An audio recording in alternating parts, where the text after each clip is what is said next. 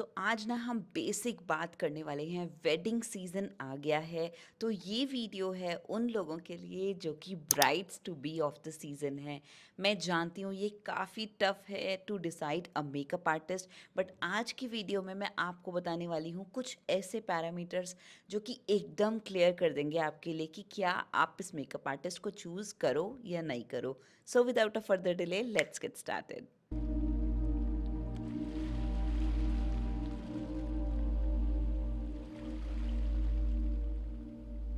Yes, I know this is a very subjective topics. हर किसी की पसंद अलग होती है, बट कुछ पॉइंट्स ऐसे होते हैं जो हम हर किसी में देखना चाहते हैं, राइट? तो उनमें से सबसे पहला पॉइंट आता है, this is really experience important तो जब एंड भी आप किसी मेकअप पोर्टफोलियो। आर्टिस्ट को बुक करने लगोगे, अगर आपने उसे किसी पोर्टल से लिया है, कोई वेडिंग सागा और वेडिंग वायर और एनी अदर wedmegood.com, जिस भी पोर्टल से आपने उन्हें लिया है, तो वहाँ जाके आप उनका पोर्टफोलियो चेक करोगे, उनके रिव्यूज़ ज़रूर पढ़ोगे। अगर आपने इंस्टाग्राम से किसी को बुक किया है, अगर तो वो कोई एक्सपीरियंस्ड आर्टिस्ट है, तो ऑफ कोर्स उनका रेफरेंसेस होंगे, ऑफ कोर्स उन्होंने रिव्यूज़ डाले होंगे अपने पेज पे, ऑफ कोर्स उनका वर्ड ऑफ माउथ होगा। बट अगर वो न्यू आर्टिस्ट हैं तो उन्होंने अपने हाईलाइट कोई बनाई होगी रिव्यू की, या आप उनसे मैसेज करके उनसे पूछ सकते हो कि उनके रिव्यूज़ क्या हैं या उनके पास्ट क्लाइंटेल क्या थे। बहुत सी मेरी ब्राइड्स ने मेरी एक्स ब्राइड्स को भी मैसेज किया हुआ है कि how was the service, did you like Neha service और not. So these are few criterias जो आप चेक करोगे बिफोर आफ्टर पिक्चर्स। अब देखो, बिफोर आफ्टर पिक्चर्स ना कई कई आर्टिस्ट नहीं डालते, उन्हें नहीं पसंद होता, और पहले तो बिल्कुल ट्रेंड नहीं था। 2016 में मैंने देखा है कि मैं तो बिल्कुल भी उन आर्टिस्ट में से नहीं थी जो कोई बिफोर आफ्टर पिक्चर डालें, because this is like demeaning somebody's beauty. आप किसी को बुरा दिखा के उसे सुंदर दिखाना चाहते हो, that was not some artist ideology. But अब सब लोग बिफोर और आफ्टर की पिक्चर्स डालते हैं, वाइल डूइंग मेकअप डालते हैं, तो वो आप मांग सकते हो, उनके पेज पे वो रील्स जाके देख सकते हो, तो उससे आपको आइडिया लग जाएगा कि वो कैसा काम करते हैं। पॉइंट नंबर 2, आपका मूड बोर्ड। जिस तरीके की ब्राइड्स आपको पसंद हैं, आप वो वाली पिक्चर्स उस मेकअप आर्टिस्ट से शेयर करोगे। इन द प्रोसेस नंबर 2, पहला तो आप बेसिक बात करोगे, उनसे डिटेल्स लोगे कि क्या वो उस डेट पे अवेलेबल हैं या नहीं। जब इतनी बात हो जाएगी, जब बुकिंग के लिए प्रोसीड करने लगोगे, उस टाइम पे आप उनसे पूछोगे कि मेरा आइडियोलॉजी ये है, मुझे इस तरीके का मेकअप पसंद है।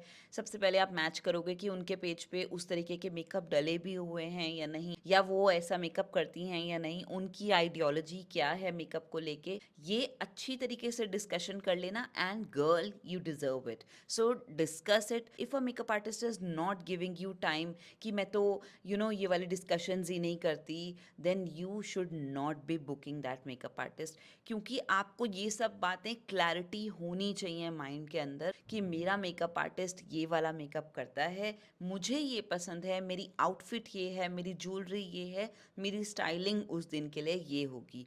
तो अगर डे वन से आपका आर्टिस्ट आपका साथ नहीं दे रहा है, आपसे डिस्कशन नहीं कर रहा है, then you don't need it. Now इस चीज़ में दो तरीके के आर्टिस्ट होते हैं। एक बोलते हैं कि हम कंसल्टेशन करेंगे और उसके बाद से we will be in touch, और एक होते हैं जो स्टार्टिंग से ही टच में रहते हैं। Depends upon how busy your artist is. So this is a point जिसमें आप बेनिफिट ऑफ डाउट भी दे सकते हो कि हाँ वो बिजी होंगी, but a consultation is must.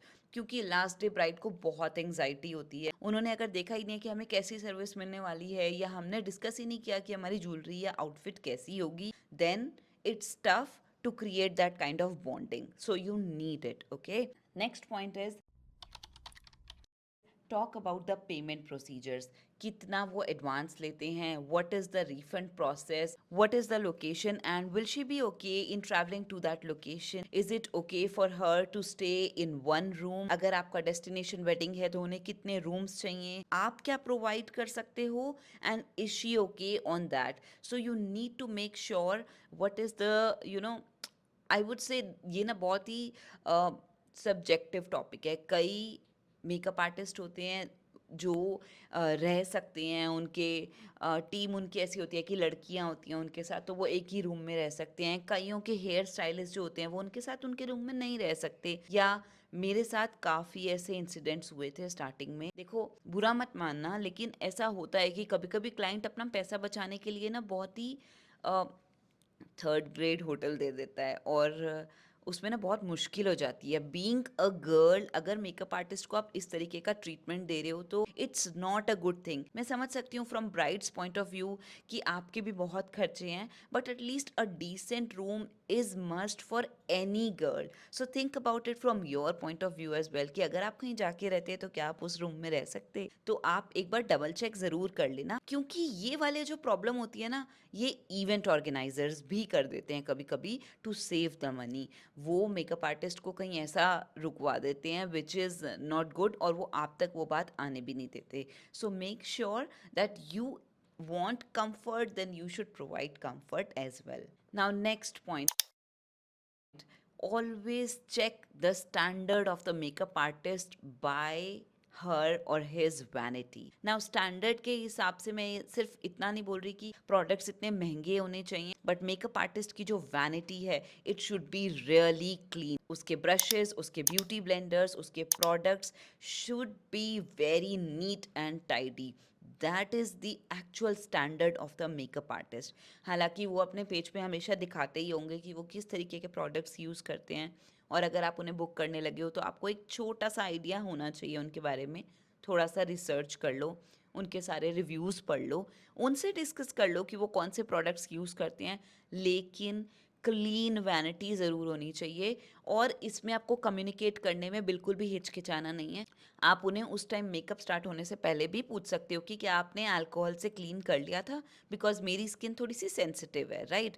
It's no problem in asking such things. Being a makeup artist, हमारा ये काम है कि हम आपको इस तरीके से सर्व करें। हमारा ये रिस्पॉन्सिबिलिटी है that our clients face should not get infected with anything.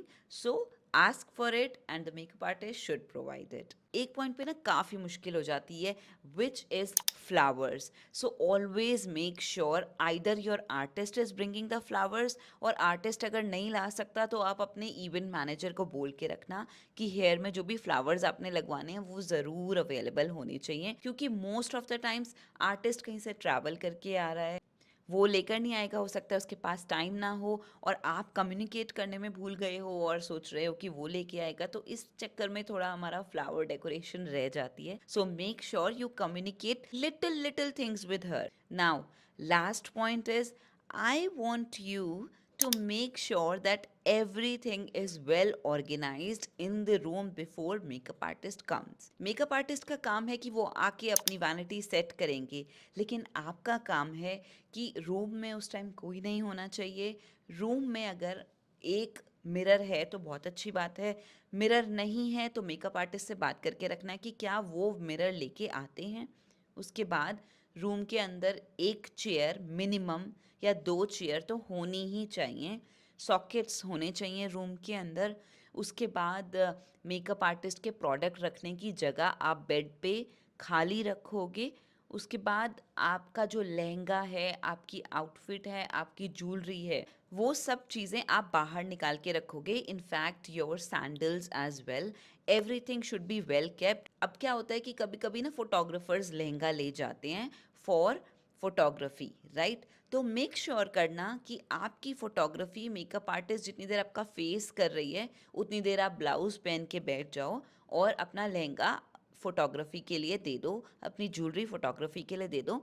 ऐसे आपका टाइम भी सेव होगा, और मेकअप आर्टिस्ट और आपके बीच में और फोटोग्राफर के बीच में कोई रिफ्ट भी नहीं क्रिएट होगा। वैसे अपने मुंह से तारीफ तो नहीं करना चाहती, बट वेट मी गुड पे जाके आप मेरे रिव्यूज़ पढ़ सकते हो कि टाइमिंग को लेके, प्रोडक्ट्स को लेके और सर्विसेज को लेके मेरी सर्विसेज कैसी रही हैं। तो अब मैं अपना कुछ तारीफ़ें नहीं बोल रही हूँ, बट मैं ये बोल रही हूँ कि ये वाले पॉइंट्स आपके लिए बहुत ज़रूरी हैं।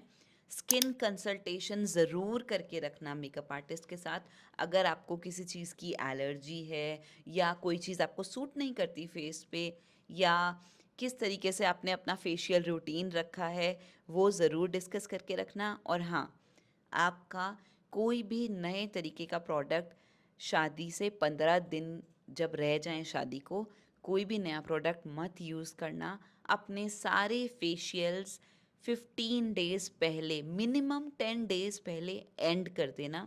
थ्रेडिंग आप एंड डे पे भी करा सकते हो, थ्रेडिंग की कोई प्रॉब्लम नहीं है, लेकिन कोई भी facial 10 day prior to the wedding आपका उसके बाद कोई फेशियल नहीं होगा।